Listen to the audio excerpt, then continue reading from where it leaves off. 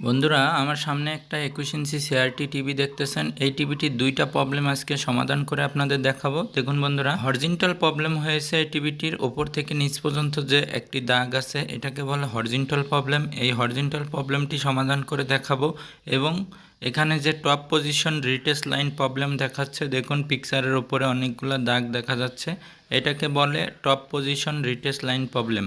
তো এই দুইটা প্রবলেমই আজকের সমাধান করে এই ভিডিওতে দেখাবো, আপনারা ভিডিওটি সম্পূর্ণ দেখুন।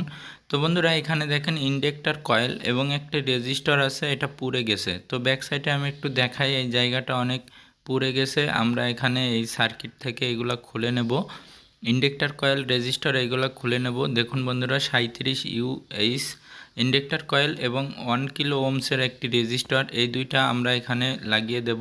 ডায়াগ্রামে যেভাবে আছে সেভাবে লাগিয়ে দেব। এটা হচ্ছে ইন্ডাক্টর কয়েল, এটা হচ্ছে রেজিস্টার, 1 কিলো ওহমসের রেজিস্টার। এখানে দেখুন সার্কিটটির যে পুরো অংশটি ক্লিয়ার করে নিলাম।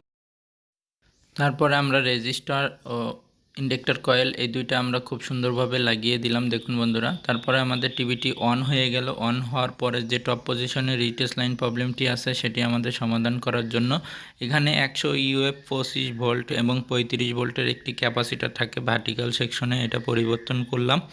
দেখুন বন্ধুরা, যে টপ পজিশন রিটেস্ট লাইন প্রবলেমটি ছিল সমাধান হয়ে গেছে। পিকচারটি খুব সুন্দর